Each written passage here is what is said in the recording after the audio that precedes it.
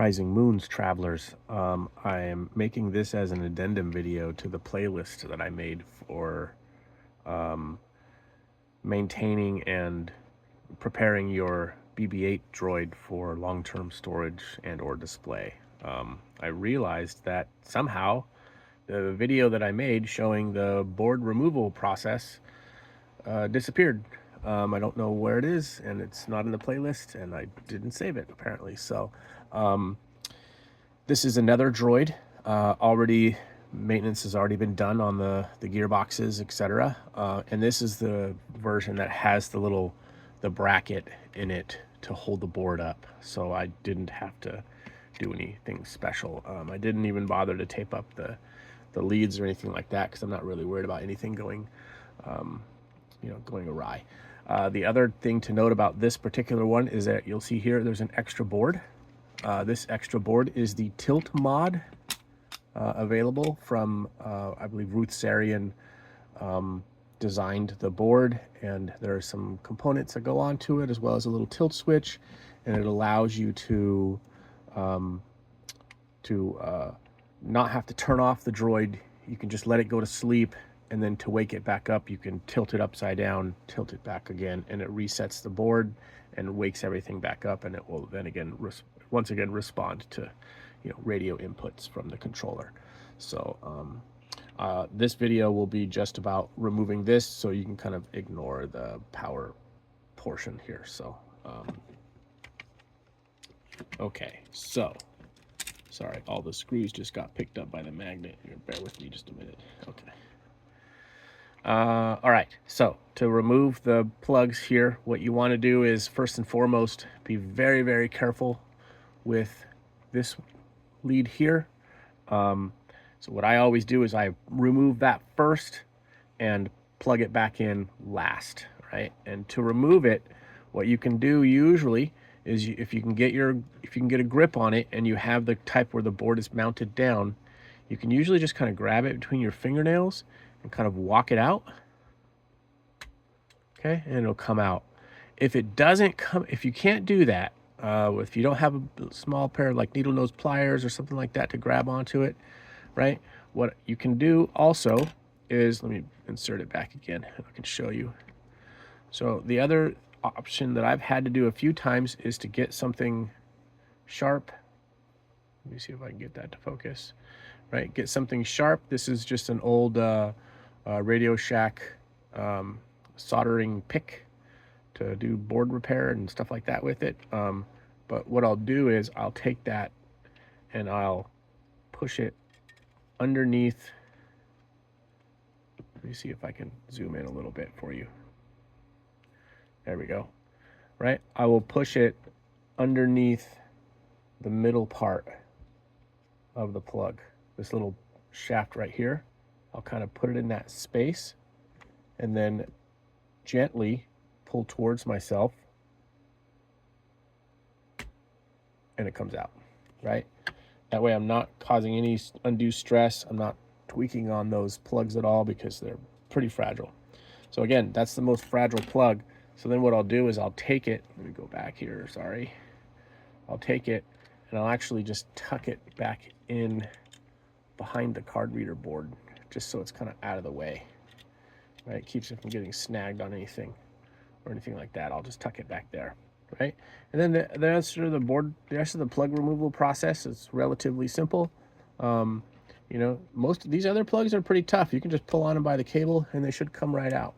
Okay, they're not in there really, really hard. The 7 connector one for the card reader is a little bit difficult, but you can do it. Right, and then the speaker is next. The yellow one comes right out, and then this last one here, just over on the side, comes right out. So basically now the top is separated from the bottom. Okay, so then the rest of the board removal process is, what you do is you kind of take the board and you walk it back and forth a little bit to get it out, pulling up on it slightly, and there you go. So just, right, you want to be pretty gentle with them. Okay, And then it's just the same process. Removing power, removing motor, and removing the motor. Okay. And then you have the board itself. Okay. Let's make sure that focuses. Let me zoom in a little bit for you. There. Sorry. Right. So there's the board itself. You'll notice here there's the soldering pads have been used. I try to do the tilt switch mod on the board itself, but I ended up mounting it to the side. Okay. One of the things that I do as well is I go in and I clean the board with 90+% isopropyl alcohol and an applicator or a Q-tip. Kind of go through, clean up as much of the old paste and stuff like that might get left on the board, just to kind of keep things clean. I'm pretty confident that the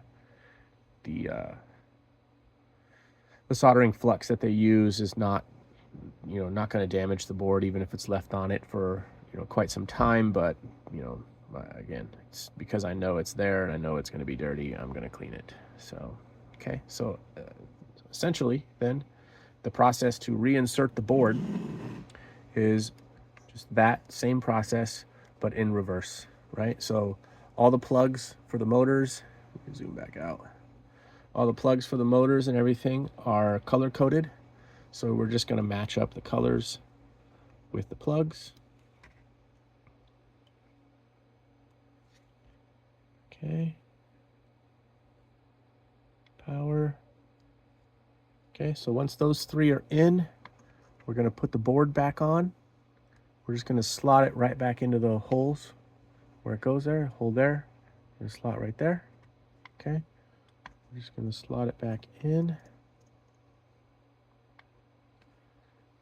Put a little bit of pressure down just to kind of get it all the way seated. We're all the way seated. Okay. I'm going to bring in the top again. Right, and I'm just going to start on one end and work my way around, plugging in all the cables. Right, so we're going to go with this guy.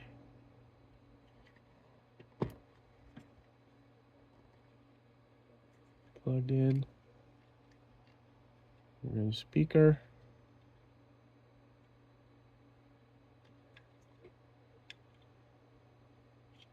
Plugged in. And card reader. Sometimes with the card reader, if you just bend the cable a little bit, you can just kind of use the cable to line up the plug. And then just put pressure, and you're good. All right, the last one here. Brown cable. Okay, so again, we're going to deal with that coil cable on the top there. This one here, that's just copper wire. The copper wire is shielded, so it's not going to it's going to ground out or anything like that, right? But so what we're going to do is we're going to line it back up again. Let me zoom in for you here again. Sorry. Okay. Stop wiggling. Okay, we're going to zoom in, or we're going to line it up. Sorry. Okay.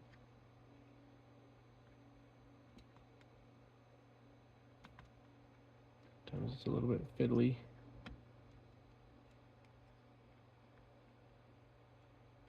Come on. There we go. Right? So once we get it lined up, we're going to only put pressure on the plug, not the wires. It should go in relatively easily. Okay. And there we have it. Okay, so that's disassembled and reassembled in less than 10 minutes. But my advice to you, go slow, take your time. There is no rush. It's better to do a good job here than a fast job. So, and your droid will be happy that you took the time to work on them. So, okay. So to close it back up, just going to make sure we're not pinching any wires to the outside. close it back up. Okay, take our screws. Remember, it's a number 2 Phillips power head, if you can get them, right? So they have the kind of the flat part on the top. All right, see you in the next video.